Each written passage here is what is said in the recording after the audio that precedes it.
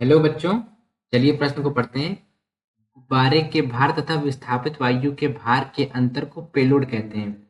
यदि 27 degree centigrade पर 10 metre त्रिज्या वाले गुब्बारे में 1.66 बार पर 100 किलोग्राम हीलियम भरी जाए तो पेलोड की गणना कीजिए। देखिए, सर्वप्रथम हम ये समझते हैं कि सवाल हमारा क्या कह रहा है। सवाल हमारा कह रहा है यहाँ पे एक गुब्बारा है और वो गुब्बारा कौन सा है? वो मुंह से फुलाने वाला गुब्बारा नहीं है। ये हमारा ये वाला गुब्बारा, देखिए यहाँ पर ये क्या है, ये हो गया। और ये हमारा देखिए यहाँ पे ये बड़ा सा गुब्बारा होता है। इस पे लोग बैठ के क्या करते हैं, नज़ारे देखते हैं। ऊपर आसमान में जाता है तो नीचे के नज़ारे दिखते हैं, नीचे के नज़ारे दिखते हैं। इसका इसका क्या हमें त्रिज्या कितना दिया हुआ है? 10 मीटर दिया हुआ है।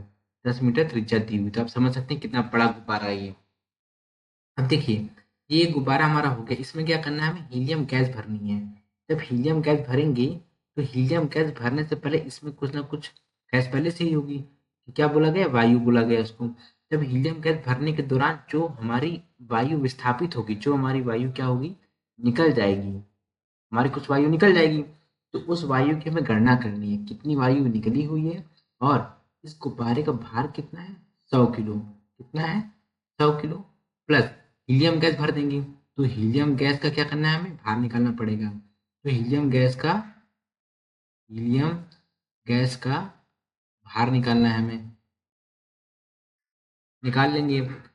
तो हीलियम गैस डाल दी तो ये क्या हो जाएगा, गुब्बारा ऊपर घूमने लगेगा। तो इसका भार कितना हो गया? 100 किलोग्राम प्लस हीलियम गैस का भार हो गया। तो अब क्या कर रहे हैं हमें कि 100 किलोग्राम हीलियम गैस भर दे, तो पेलोड की गणना कीजिए। किसकी गणना करनी है? पेलोड की। चलिए बच्चों, देखते हैं मुख्य अवधारणा। मुख्य अवधारणा। इस प्रश्न में एक शब्द लिखा हुआ है। क्या लिखा हुआ? पेलोड।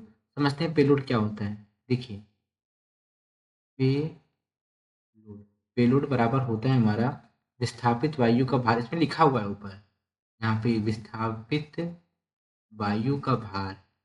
विस्थापित वायु का भार माइनस गुब्बारे का भार। गुब्बारे का भार। गुब्बारे का भार मैं कैसे निकालूंगा? देखिए, गुब्बारे का भार, गुब्बारे के भार को मैं यहाँ पे क्या करता हूँ, दो बातों से समझते हैं गुब्बारे का भार कैसे निकलेगा। गुब्बारे का भार निकलेगा भाई, जितना गुब्बारे का क्या होगा, द्रव्यमान होगा। गुब्बारे का द्रव्यमान कितना है? 100 किलोग्राम। प्लस उसमें हीलियम गैस हम भरेंगे, तो हीलियम गैस का भार निकाल लेंगे। क्या करेंगे? हीलियम गैस का, गुब्बारे में भरी हीलियम गैस का भार, ना कि हीलियम गैस का भार, गुब्बारे में भरी हीलियम गैस का भार। तो ये देखिए, पेलोड हमने किसको बोला? पेलोड बोला विस्थापित वायु का भार माइनस गुब्बारे का भार। तो सर्वप्रथम हम क्या करते हैं, विस्थापित वायु के भार की गणना करते हैं। देखिए, विस्थापित वायु के भार की गणना करेंगे। विस्थापित वायु के भार की गणना। विस्थापित वायु का भार, विस्थापित वायु का भार हम पहले निकालेंगे। तो पहले हम क्या करेंगे, गुब्बारे का आयतन निकाल लेते हैं। गुब्बारे का आयतन, गुब्बारे का, यहाँ पे हाँ, गुब्बारे का आयतन। गुब्बारा हमारा कैसा है? गोला है। तो इसका आयतन रख देंगे, गोले का आयतन के बराबर ही होगा। तो 4/3 पाई आर क्यूब। 4/3 पाई का मान कितना रख लेंगे? 22/7 गुणे 10 की घात 3। इसको हल करने पे कितना आ जाएगा? इसको हल करने पे यानी कि वी हमारा आयतन कितना आ जाएगा?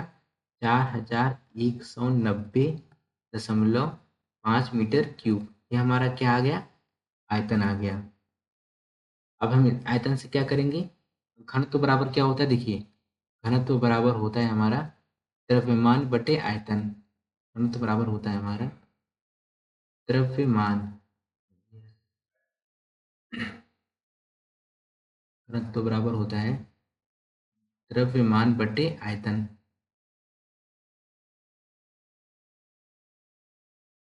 द्रव्यमान बटे आयतन। द्रव्यमान हमारा क्या हो जाएगा? विस्थापित वायु के भार के बराबर ही होगा द्रव्यमान। यहाँ पे क्या लिखेंगे? विस्थापित वायु का भार। विस्थापित वायु का भार बराबर घनत्व गुणे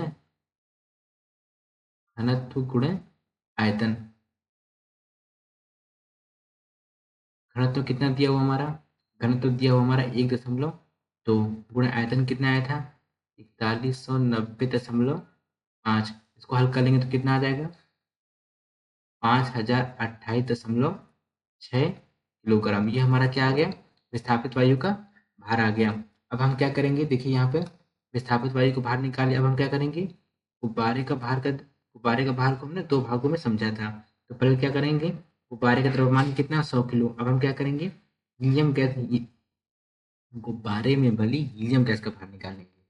देखिए, गुब्बारे में भली हीलियम गैस का भार,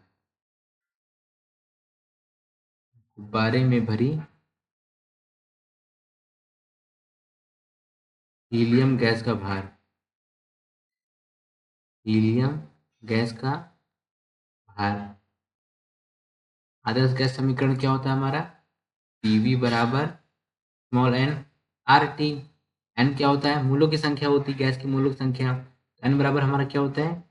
दिया गया भार बटे अणु भार, स्मॉल डब्ल्यू बटे कैपिटल एम। अब ये क्या करेंगे, स्मॉल एम आर टी। देखिए यहाँ पे हम क्या करेंगे, ये सूत्र रख देंगे, पीवी बराबर स्मॉल डब्ल्यू बटे कैपिटल एम गुणे आर गुणे टी। स्मॉल डब्ल्यू हमें निकालना है, गैस का भार निकालना है। तो पी का मान कितना दिया हुआ है? दाब का मान दिया हुआ 1.66 गुणे वी का मान हमारा कितना आया था? 4190.5 गुणे, गुणे नहीं बराबर होगा, पीवी बराबर ना, पीवी बराबर स्मॉल डब्ल्यू बटे मोलर मास कितना होता है हीलियम का? 2 होता है, गुणे आर का मान कितना लेंगे? 0.083 उसमें दिया हुआ था, गुणे ताप कितना हो गया? 300 केल्विन। यहाँ पे 27 डिग्री सेंटीग्रेड है, तो 273 ऐड कर देंगे तो क्या हो जाएगा हमारा? 300 आ जाएगा। स्मॉल डब्ल्यू बराबर क्या हो जाएगा? स्मॉल डब्ल्यू बराबर हमारा हो जाएगा 1.66 गुणे 4190, 4190.5 गुणे 4। यहाँ पे हीलियम का कितना वहाँ होता है? अभी मैंने 2 लिख दिया तो कितना यहाँ पे 4 होगा, बटे बटे 0.083 गुणे 300। इसको हल करने पे कितना आ जाएगा? इसको हल करने पे आ जाएगा हमारा 1117.47 किलोग्राम। ये हमारा क्या आ गया? गुब्बारे में भली हीलियम गैस का भार कितना हो गया? 1117.47 किलोग्राम। अब हम क्या समझेंगे, अब हम देखेंगे इसको, गुब्बारे का भार निकाल लेते हैं। गुब्बारे का भार कैसे निकलेगा? देखिए, गुब्बारे का द्रव्यमान, गुब्बारे का द्रव्यमान,